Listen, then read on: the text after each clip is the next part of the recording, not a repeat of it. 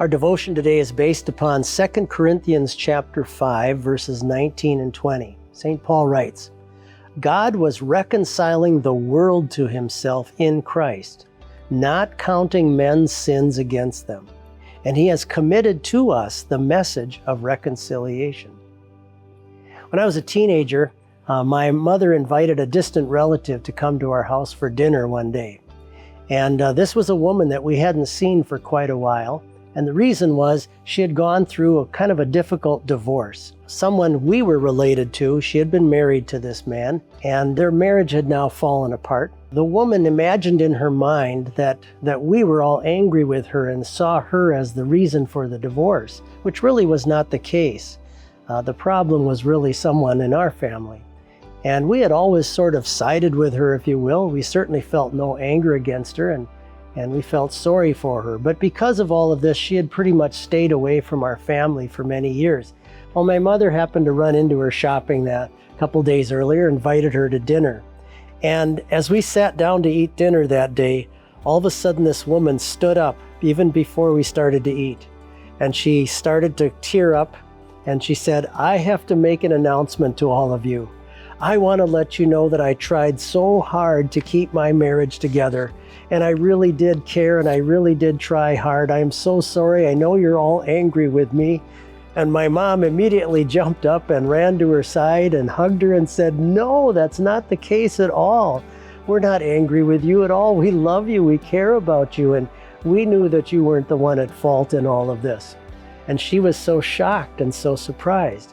In her mind, she imagined that we thought of her almost like an enemy. And that was not the case. And it was a beautiful moment of what Paul is talking about with the word reconciliation. Reconciliation means to put two things back together, or two groups that appear to be fighting back together, and to make everything peaceful once again.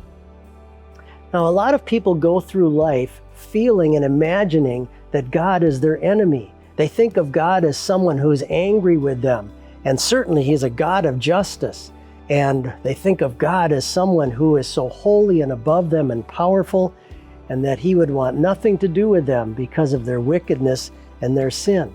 And so it's easy for all of us to sometimes feel this kind of animosity between us and God, as if He's waiting to condemn us and to judge us.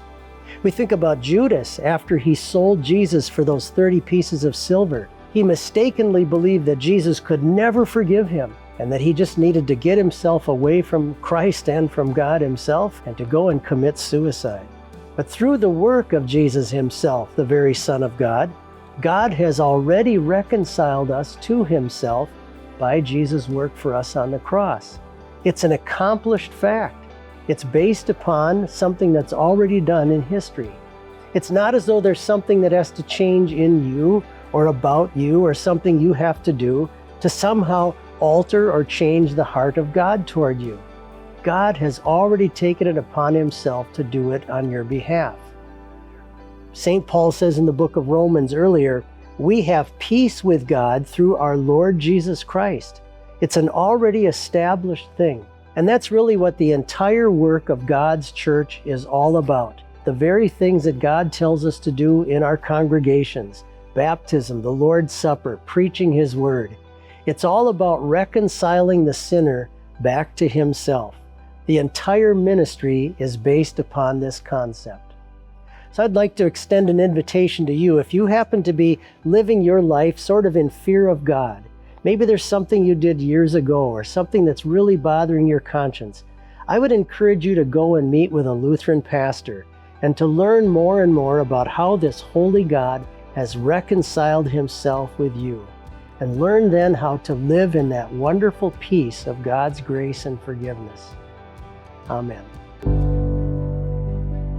If your car breaks down, you take it to the auto mechanic. If you have a problem with your sink and you can't fix it yourself, you call the plumber. If you have a health problem, you go to the doctor. You know, a pastor is a spiritual professional in spiritual matters. And he's just there to care for the souls of God's people.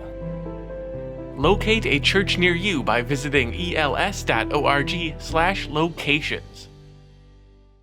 Today's message is brought to you by Pastor Don Moldstead. You can support Peace Devotions through your prayers and donations. Visit peacedevotions.com/donate.